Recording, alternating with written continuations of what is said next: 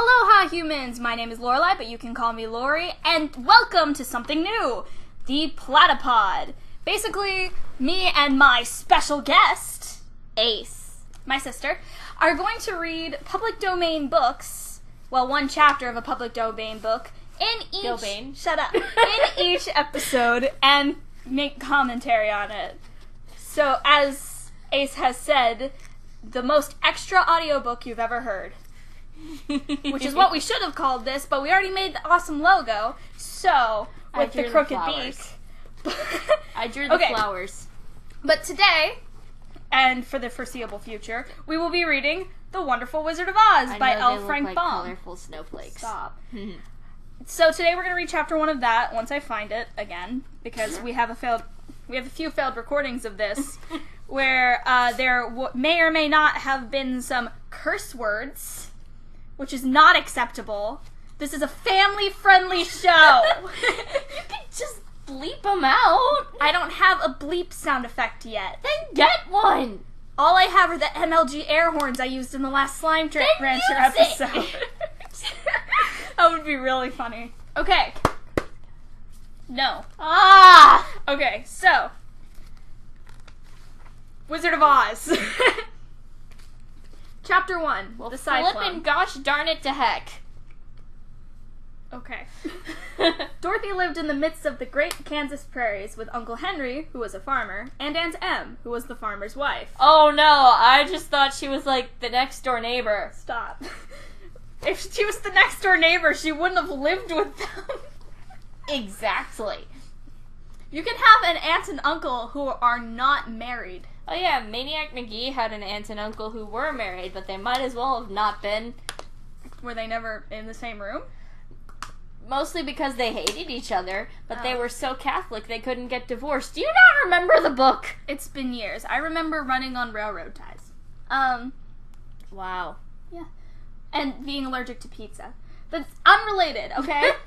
Their house was small. For the lumber to build it had to be carried by wagon many miles, because there are no trees in Kansas. I'm saying it, I'm calling it right now. No trees in Kansas. There aren't any in New Mexico either. It's like even about to describe in a few pages, I'm sure, that there are no trees in Kansas. Now, there were 4 walls, a floor, and a roof, which made one room, and this room contained a rusty-looking cooking stove, a cupboard for the dishes, a table, 3 or 4 chairs, and the beds. Yes, 3 or 4. They're not quite sure. A handy little rhyme for the readers of The Wizard of Oz, in order to not have an existential crisis. Now, there was no garret at all and no cellar, except a small hole dug in the ground, called a cyclone cellar, where the family could go in case one of those great whirlwinds arose, mighty enough to crush any building in its path, except this one. Frank L. Baum has the worst run-on sentences, because he goes through about 3 tangents before he finishes the sentence. It's not a run-on sentence. The punctuation is flawless. Yeah, but it still goes on for like 5 hours. I wasn't paying too much attention to the punctuation because I was trying to read. We're not even done with the first paragraph yet. Shut up. It was reached by a trapdoor in the middle of the floor, from which a ladder led down into the small, dark hole. When Dorothy stood in the doorway and looked around, she could see nothing but the great gray prairie on every side, because there are no trees in Kansas. Not a tree nor a house broke the broad sweep of flat country that reached the edge of the sky in all directions. Because there are no trees in Kansas. Because the tornado blew them all away. Oh, yeah. I need some water already. This bodes well. Water. It's important to stay hydrated. Okay. I need to turn British for that to work. Yes. The sun had baked the plowed land into a gray mass, with little cracks running through it. Even the grass was not green, for the sun had burned the tops of the long blades until they were the same gray color to be seen everywhere, which is why the movie was in black and white at the start. Because literally everything was gray. As per the book. Once the house had been painted, but the sun blistered the paint and the rains washed it away, and now the house was as dull and gray as everything else. See? When Aunt Em came there to live, she was a young, pretty wife. The sun and wind had changed her, too. They had taken the sparkle from her eyes and left them a sober, guess, Gray. Yes. Also, how dare you tell her she's not pretty? I bet she's gorgeous. Kind of old. I don't care. You know who else was gorgeous? Our grandmother. She looked gorgeous. Ugh. Family-friendly show! MLG air horns. Fine. But she was also... She was thin and gaunt and never smiled now. She's still gorgeous. According to Ace, everyone is gorgeous all the time. And you know what? Why did I'm fine. That's a horse of a different color. Yeah. It was a proclamation. It had to be done in a different voice. And I only have so many. That voice was spoilers, though. What? No. When Dorothy, who was an orphan, first came to her, Aunt Em had been so startled by the child's laughter that she would scream. Oh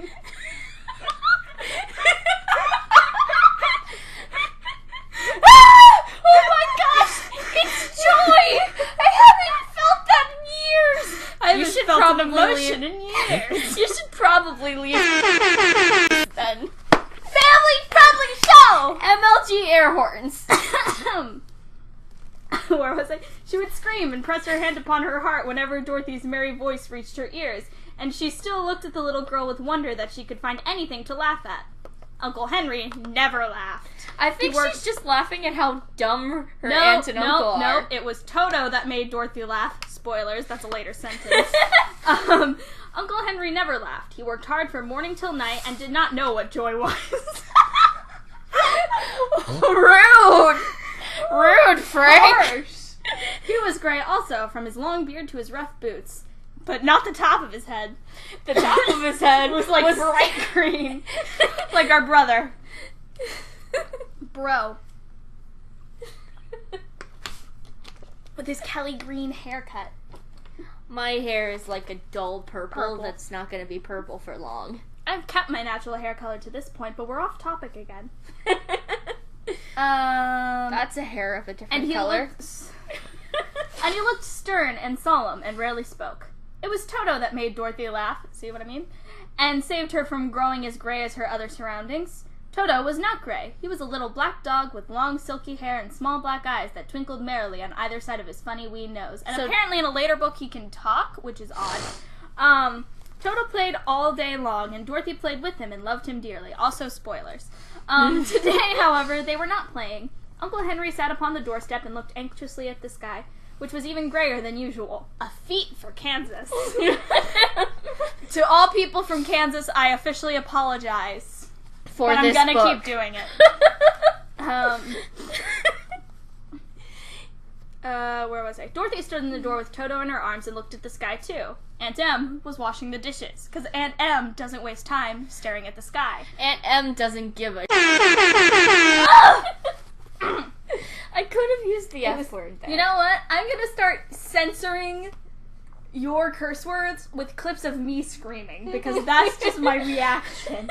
We could do that, and we might from this point. I haven't decided yet. From the first MLG hair horns. From the far north, they heard a low wail of the wind, and Uncle Henry and Dorothy could see where the long grass bowed in waves before the coming storm. There now came a sharp whistling in the air from the south, and as they turned their eyes in that way, they saw the ripples in the grass coming from that direction also. I wonder what could be happening. Suddenly, Uncle Henry stood up. I can't do voices. Let me try. Okay. There's a sack. Never mind. No. There's a cyclone coming, Em. He called to his wife. I'll go look after the stock. Then he ran toward the sheds where the cows and horses were kept. I need to drink more water. Water. It's important to stay hydrated. Thank you. Excuse me. Professional. Okay, We Lori. are professionals. All right, Lori. We are not professional. Aunt Em dropped her work and came to the door and broke a glass. One glance told her of the danger close at hand. Quick, Dorothy, she screamed. Run for the cellar. Toto jumped out of I'm Dorothy's right arms. there, Aunt Em. She is panicking. You're not Dorothy!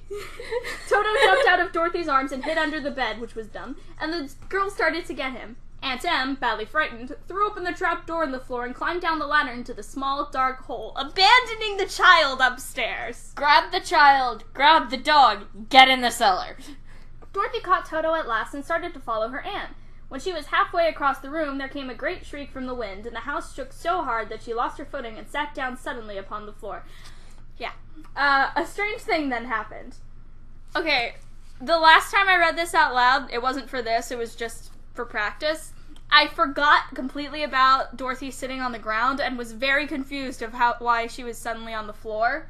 And then I was like, oh yeah, that was the thing I read. Right. The house whirled around 2 or 3 times and rose slowly through the air. Dorothy felt as if she were going up in a balloon. No. The north and south winds met where the house stood and what made did it you think I was gonna say? I don't know. I just saw you opening your mouth and I was like, no. I was taking a breath. Oh, okay. Breathe through your nose. Stop. In the middle of a cyclone, the air is generally still, but the great pressure of the wind on every side of the house raised it up higher and higher until it was at the very top of the cyclone, and there it remained and was carried miles and miles away as easily as you could carry a feather. And I want your sources for that. Frank? I'm not sure of your science. Frank, are you a scientist? Then shut up. Scientists are are primarily the F word there. Scientists are primarily comedians. And then they are scientists. Hats off to anyone who gets that reference. Maybe I'll say it in the description. Probably not. We have a lot of references to source, like Dan and also Cecil. It was very dark, and the wind howled horribly around her, but Dorothy found she was riding quite easily, despite the loud noises. After the first... Loud noises! Excuse me. Headphones warnings for burps and screaming. It was very dark in the wind, blah, blah, blah. After the first few whirls around, and one other time when the house tipped badly, she felt as if she were being rocked gently, like a baby in a cradle. Toto did not like it. He ran about the room, now here, now there, barking loudly. But Dorothy sat quite still on the floor and waited to see what would happen. Toto, calm down. Toto has no chill. Never. Once, Toto got too near the open trap door and fell in, and at first the little girl thought she had lost him, but soon she saw one of his ears sticking up through the hole. Toto, stop being... For the strong pressure of the air was keeping him up so that he could not fall. She crept to the hole, caught Toto by the ear, and dragged him into the room again, afterward closing the trap door so no more accidents could happen. Ah, yes, my first life debt. Ah, right. We should keep a tally of Dorothy's life debts. I'm going to remember to add one here. All right. Hour after hour passed away, and slowly Dorothy got over her fright. But she felt quite lonely, and the wind shrieked so loudly all about her that she nearly became deaf. Deaf. I said deaf. She nearly became the physical embodiment of death. Welcome to Night Vale. And then she started dating Deadpool. Yeah. We have too many references Origin stories. So many origin stories. You almost said Oregon stories. They're actually in Oregon, everything isn't gray. They're actually Kansas stories. Now. At first she wondered if she would be dashed to pieces when the house fell again, but as the hours passed and nothing terrible happened, she stopped worrying and resolved to wait calmly and see what the future would bring, like any good citizen of Night Vale would. Wait. At last she crawled over the swaying floor to her bed and lay down upon it, and Toto followed and lay down beside her. In spite of the swaying of the house and the wailing of the wind, Dorothy soon closed her eyes and fell fast asleep. Alright, that was chapter 1. We prepared 2 hours of background imagery to narrate over, and it's only been 15 minutes. You want to do the next chapter? I think maybe we should. You know? Maybe we should interrupt for more commentary. I think we should do the next... No. I think we should do the next chapter to celebrate the creation of the Platy-Pod. So chapter 2, The Council with the Munchkins, which it occurs to me if you don't know the story... and you've only read the first chapter, would sound like a non sequitur. Yeah. But it is not. But I mean, like, Probably. no chapter titles could ever beat the Percy Jackson ones. What's a Percy Jackson chapter? Do you have one of the books here?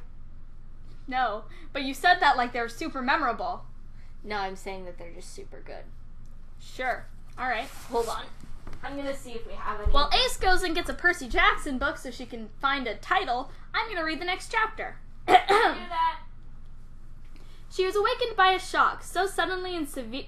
Nope. So sudden and severe that if Dorothy had not been lying on the soft bed, she might have been hurt. Wait. I found one. Wait, I thought she was sitting on the floor. She went back. She went. Oh, to she crawled over the swaying floor to her bed and already? lay down upon it. I did. Okay, so here are some of the chapter titles from Percy Sea of Jackson. Monsters. My best friend shops for a wedding dress. Skip ahead. I play dodgeball with cannibals. Clarice blows up everything. Annabeth tries to swim home. The fleece works its magic too well. We meet the sheep of doom. I go down with the ship. The party ponies invade. Alright, you win. Put it up. Wait, read 2 more and then put it up. I have the worst family reunion ever. What's that one? We get No, that's not great. Here. demon pigeons attack. Alright, last one. I accept. No, this one's funnier. Alright. We hitch a ride with dead Confederate. You know what? Sea of Monsters wasn't even the best Percy Jackson book, so this wasn't the best example. I don't know. It was pretty The good. fleece works its magic too well. Is foreboding. Alright. She was awakened by a shock so sudden and severe that I already read this sentence.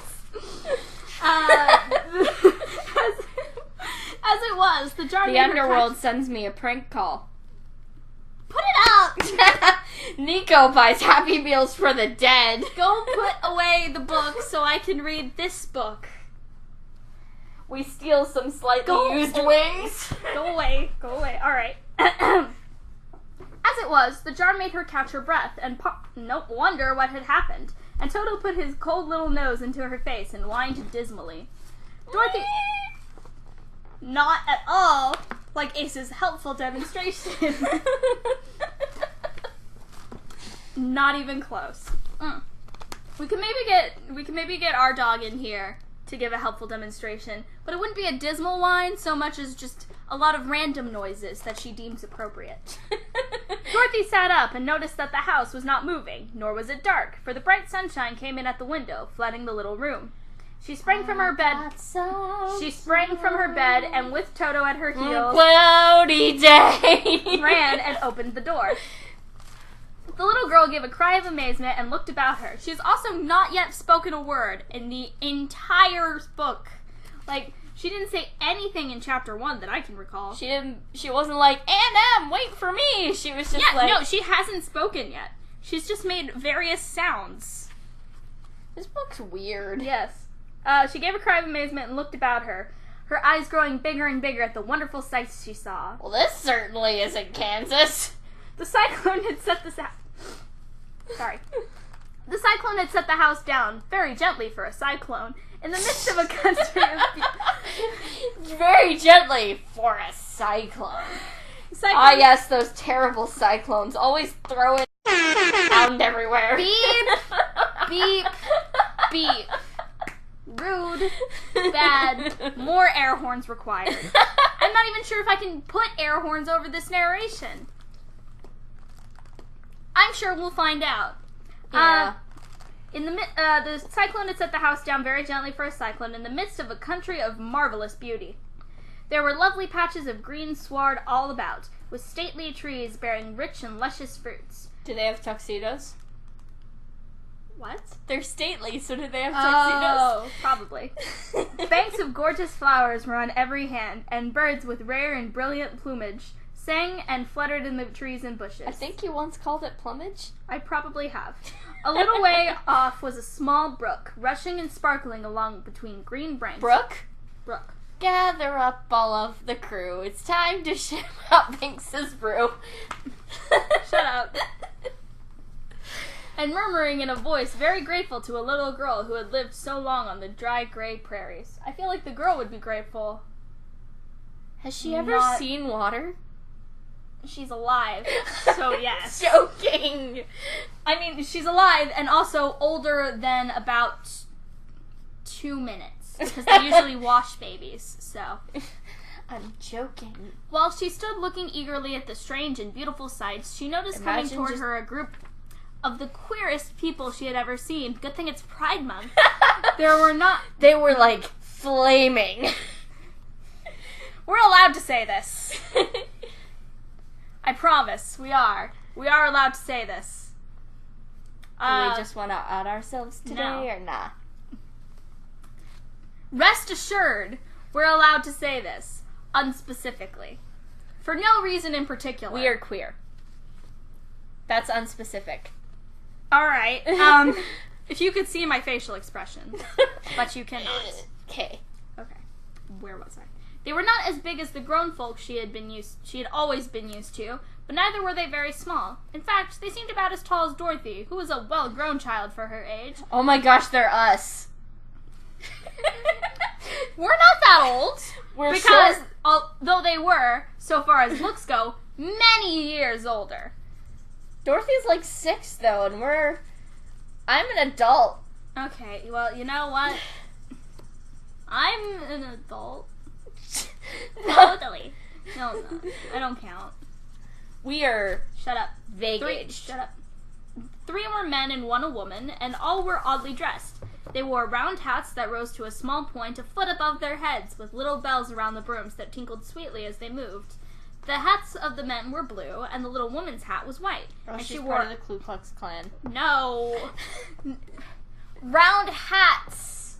Round hats. I was joking. Not hoods. I was joking. Please don't be part of the Ku Klux Klan. You're not even saying it right. I mean, if I'm saying it wrong, does it really matter to us? No. And she wore a white gown that hung in plaits from her shoulders. Hey, be prepared to censor this. Hey, Ku Klux Klan. Mother, father, sister, brother. All right. Where are they? Over it were sprinkled little stars that glistened in the sun like diamonds. The men were dressed in blue, of the same shade as their hats. They glistened in the sun like diamonds. It sounded like you said sunlight diamonds. Oh, boy. All right. The men were dressed in blue, of the same shade as their hats, and wore well-polished boots with a deep roll of blue at the tops. The men, Dorothy thought, were about as old as Uncle Henry, for 2 of them had beards. But the little woman was doubtless much older. Her face was covered with wrinkles, her hair was nearly white, and she walked rather stiffly. When these people drew near the house where Dorothy was standing in the doorway, they paused and whispered amongst themselves, as if afraid to come nearer. But the little woman walked up to Dorothy, made a low bow, and said, in a sweet voice, "You are welcome, most noble sorceress, to the land of the Munchkins. We are so grateful to you for having killed the Wicked Witch of the East and setting our free Our free pole bee.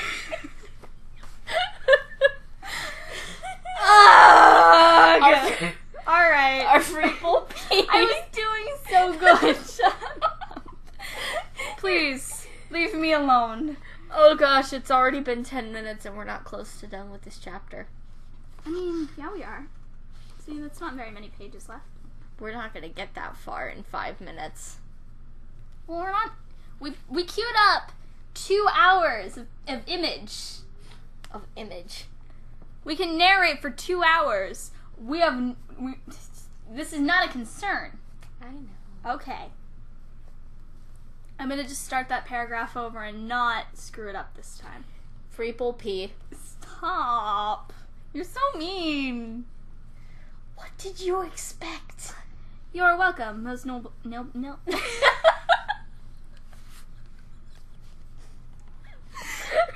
Oh, come on! You are welcome, most noble sorceress. I am very... to the land of the Munchkins. We are so grateful for you having To you for having killed the Wicked Witch of the East and for setting our people free from bondage. All right. Headphones warning. Dorothy listened to this speech with wonder. What could the little woman possibly mean by calling her a sorceress and saying she had killed the Wicked Witch of the East? Dorothy was an innocent, harmless little girl who had been carried by a cyclone many miles from her home, and she had never killed anything in all her life, even a bug. Wait, I added that part. Was this book, released chapter by chapter? Because we all knew that she was brought by a cyclone. It's intended to be a bedtime story, so it's supposed to be a chapter a night. Alright, that makes sense. Mm-hmm. But also the little details there that, screwed you up and you just read the chapter. Woke up in a bed. When did she go to bed? Literally went to bed at the end of the last chapter. Okay, well, I'm a little stupider than most children, No, so... you're not. I have a little bit worse memory than most children, so... But the little woman evidently expected her to answer, so Dorothy said, with hesitation, her first words, "You're very kind, but there must be some mistake. I've not killed anything." "Your house did, anyway," replied the little old woman with a laugh. Your house did it. It's been a murder. And that is the same thing, see? She continued, pointing to the corner of the house. If your house did it, you committed the murder. There are her two toes still sticking out from under the block of wood. I thought I was going to say shoes, but it said Why did toes. you go into, the crazy Kathy voice just now? Oh, yeah, I forgot about that. Oh, I God. don't want to provide an explanation, so we're going to continue as though you didn't say anything. Dorothy looked and gave a little cry of fright. Ah! Stop! There indeed. Just under the corner of the great beam the house rested... I need to draw that. The house resting on a great beam. That would make a great thumbnail. That will be the thumbnail. I'm gonna do that. Dorothy looked and gave a little cry of fright. There indeed, just under the corner of the great beam the house rested on, 2 feet were sticking out, shod in silver shoes with pointed toes. Silver. Silver. Silver, TV networks. Silver. The props department for the movie did not have silver shoes, but they had sparkly red ones, so they changed it to ruby. Silver. Oh dear, cried Silver's Dorothy, much cooler clasping than her gold, at hands least. together in dismay. The house must have fallen on her. Whatever shall we do? There is nothing to be done, said the little woman. We calmly. wanted her dead. There is nothing to be done if you're the Harry Potter movie. Did you put nothing to be done? Did you put your name in the Gryffindor? Calmly. It's nope, there's nothing to be done. You did the murder, now you pay for it. And you pay for it by us congratulating you. We're not there yet. But who was she? Asked Dorothy. What? I literally just said. Shush. I literally just said. She was the Wicked Witch. She was the Wicked Witch of the East, as I said, answered the woman. She has held all the Munchkins in bondage for many years, making them slave for her night and day, and now they are all set free and are grateful for the favor. Not a word. Come here so I can whisper something to you. I will punch you if you break that one rule. So I won't bring up. I'm No. kidding. No. All I'm right. not gonna bring up. No! You just did! I'm gonna bleep that.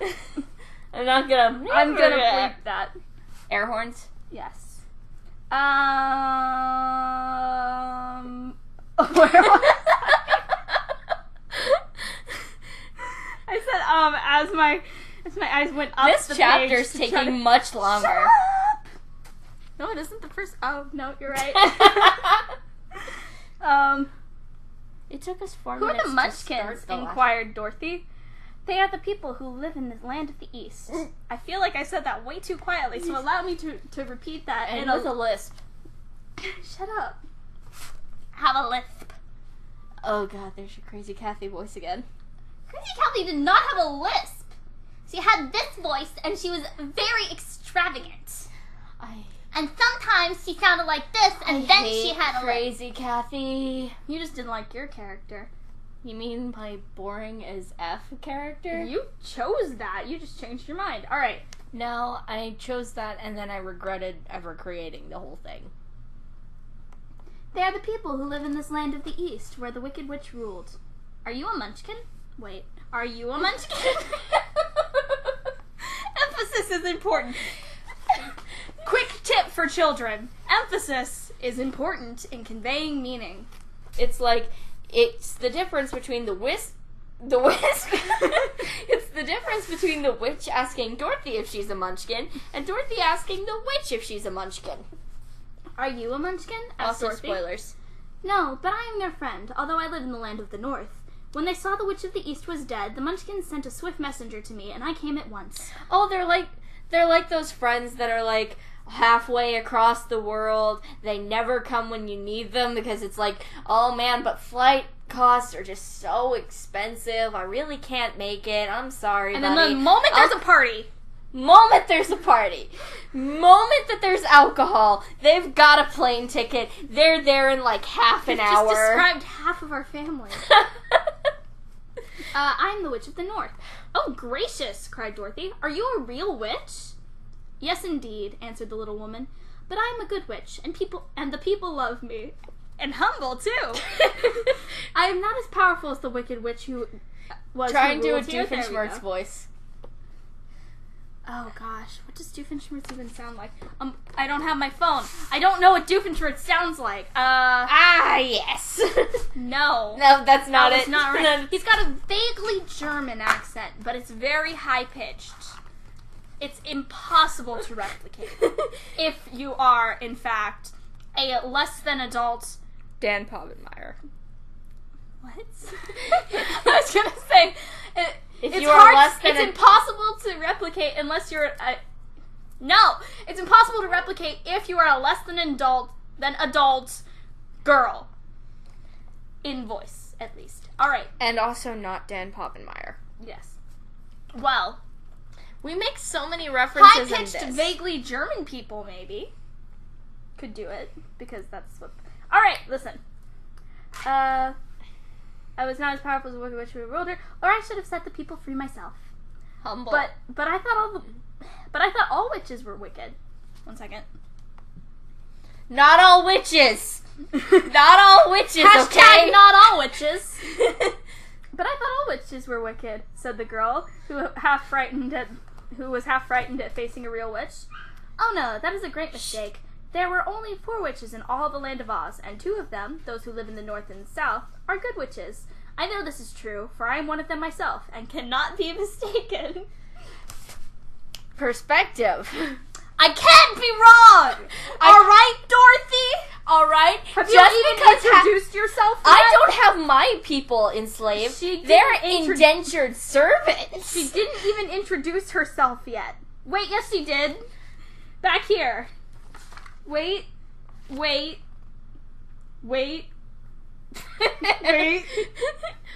very kind. Wait for it. Oh dear.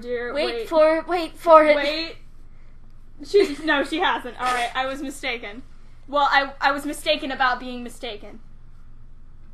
Those who dwelt in the east and west were, indeed, wicked witches, but now that you have killed one of them, there is but one wicked witch in all the land of Oz, the one who lives in the west.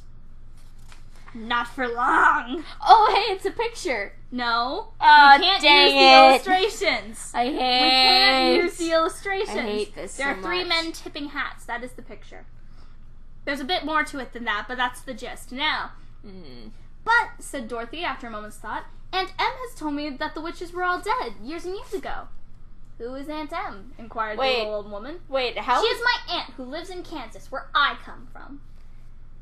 Aunt Em is like, that's a thing to say. I mean, you'd think most adults would be like, oh, all the witches don't exist, or all the witches are way off there. But no, Aunt Em told Dorothy, all the witches were dead years ago. Which makes me wonder, did Aunt Em participate in the witch trials?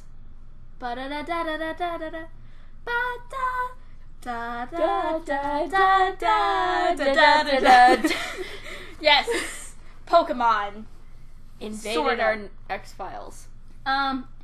Wait. The Witch of the North seemed to think for a time, with her head bowed and her eyes upon the ground. Then she looked up and said, I do not know where Kansas is, for I have never heard that country mentioned before. But tell me, is it a civilized country?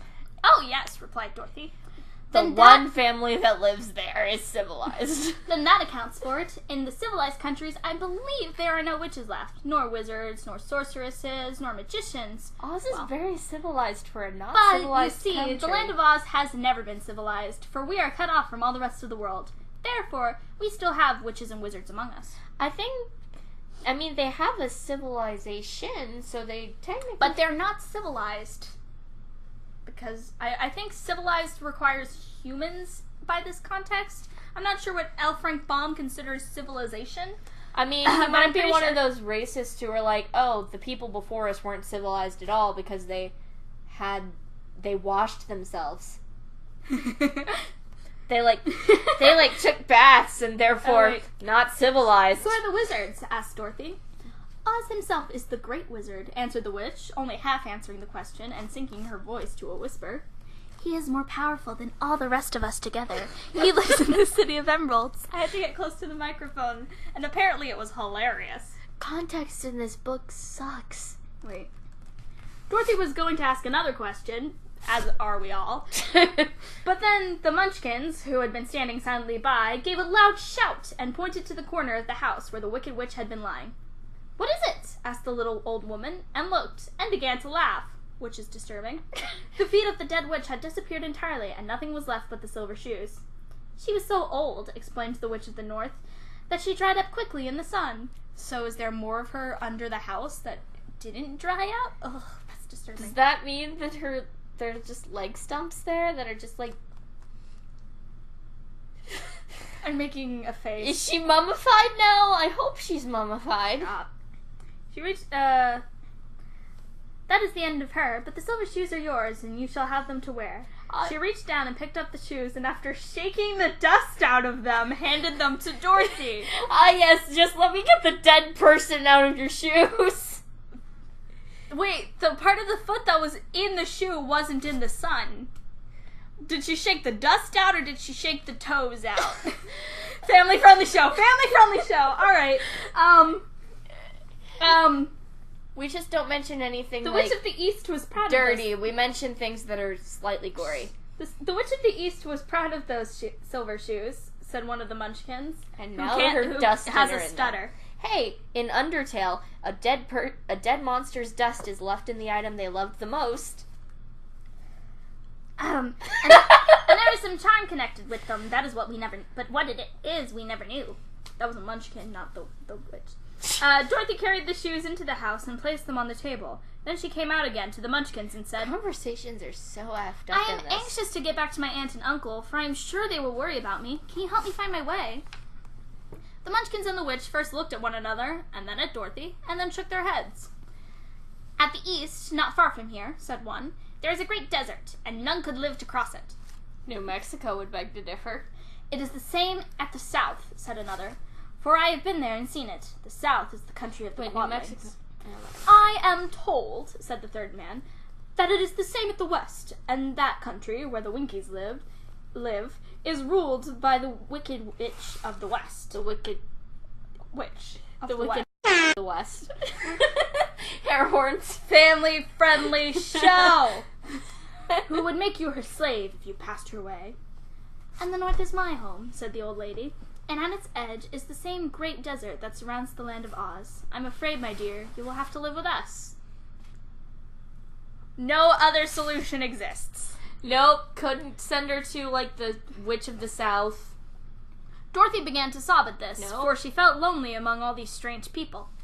Her tears seemed to grieve the kind-hearted Munchkins, for they immediately took out their handkerchiefs and began to weep also, rather than comfort her. Why is everybody so emotional in this? Like, laughing causes Aunt Em to nearly have a heart attack. Munchkins are incapable of seeing tears without also breaking into mewling sobs. Well, let's see what the old woman does. I used mewling there. As for the little old woman, she took off her cap and balanced the point on the end of her nose while she counted. 1, 2, 3, in a solemn voice. At once, the cap changed into a slate, on which was written in big white chalk marks, "Let Dorothy go to the City of Emeralds." Wait, she couldn't just think of that herself? No, she used magic to come with that, to come up Wait, she used magic to come to that conclusion. She didn't think of it. She used, like, future predicting magic. So she's just like Doctor Strange. She's just like, I don't need to use magic here right now, but I'm going to. No, I mean, she couldn't have thought of that herself because she was emotionally distraught, probably. The little old woman took the slate from her nose and, having read the words on it, asked, "Is your name Dorothy, dear?" Which is funny because how did introductions not come up in that entire conversation? I mean, there were introductions of also, pretty it's much my dear. everyone if you're there. reading along and you're like, "It was my dear, not dear," you're right. It's my dear. Anyway, she introduced herself. The witch. The good witch. The good witch. The one that's the not Munchkins Glinda. Introduced themselves The old as lady. Munchkins, but it never occurred to any of them to ask Dorothy what her name was? Actually, the witch didn't introduce herself by name either. She introduced herself by title, and the Munchkins introduced themselves as By Munchkins. species. So Or they didn't society? ask Dorothy anything? Nope. "Yes," answered the child, looking up and drying her tears. "Then you must go to the City of Emeralds. Perhaps Oz will help you." "Where is the city?" asked Dorothy. "It is exactly in the center of the country, and is ruled by Oz, the great wizard I told you of." We're not there yet. It's at the end of the chapter. Is he a good man?" inquired the girl anxiously. "He is a good wizard. Whether he is a man or not, I cannot tell, for I have never seen him." Foreshadowing. How? I mean, yeah, Is but... he a good man? He's a good yes, wizard. Yes, right. Oh, yes, right. Remember that line, people. Remember that. Remember it. Will bring be it up. important about We'll halfway through the book. We'll bring it up in a later podcast. We will probably bring it up. We're almost to the end, though. Unless we forget. Are you guys ready for us to be done? I am. Are you really? Are you ready? Bum, bum, bum, bum, Stop. bum. We'll get copyright struck. We'll get a copyright strike. You must walk. It is a long journey through a terrible country that is... Wait. How can I get there? Asked Dorothy. Shut up. You must walk. It is a long journey through a country that is sometimes pleasant and sometimes dark and terrible. However, I will use all the magic arts I know of to keep you from harm. Won't you go with me? Pleaded the girl, who had begun to look upon the little old woman, whose name she does not know, as her only friend. Not the 3 Munchkin guys, just the woman. No, I cannot do that, she replied, but I will give you my kiss, and no one will dare injure a person who has been kissed by the Witch of the North. Yeah, that's... And I do mean no one. The magical arts all were in that kiss. But I mean, like, she calls herself not very powerful while also saying how not being humble at it. But she kisses someone and no one will, like, touch her. Maybe it's a curse, like if they harm her, then they get, like, zapped with something. And that's why. They get zapped with a house. How do you zap someone with a house? You just, like, zap someone, and then Dorothy's house falls on them. Convenient, since there's food there.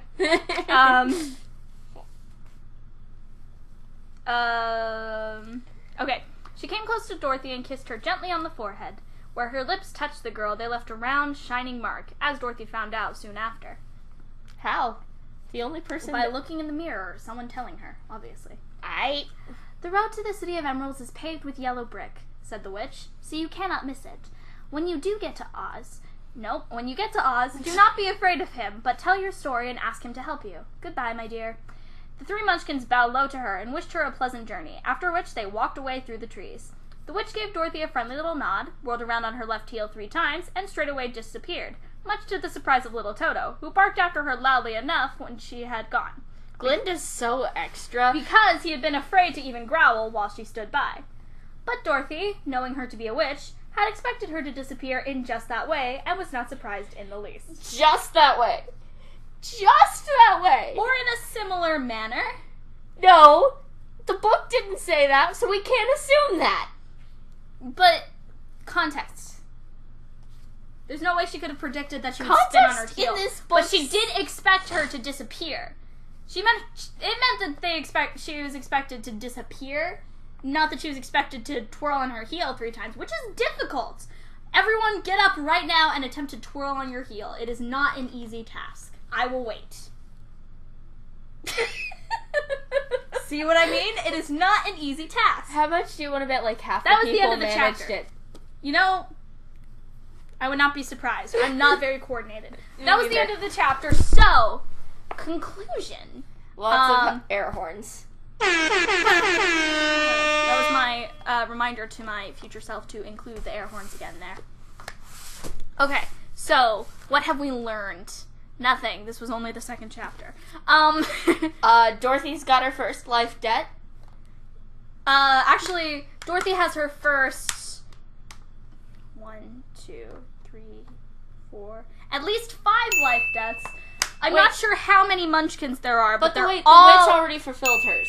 Because the witch wasn't actually indebted for her life since, the witch was fine. But the Munchkins are indebted to her. But there's more than 5 Munchkins in existence. All of the Munchkins are indebted so to let's her. let's make that one collective life debt.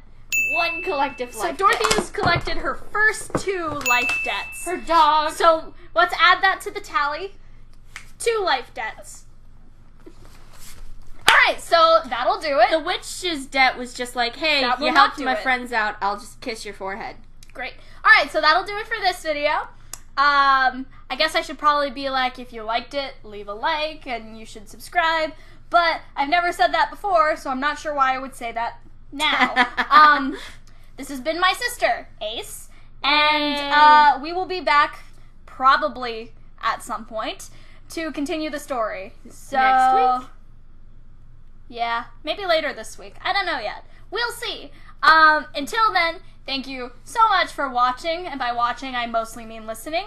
Love you all bunches, and I will see you tomorrow for Slime Rancher. Bye! Bye!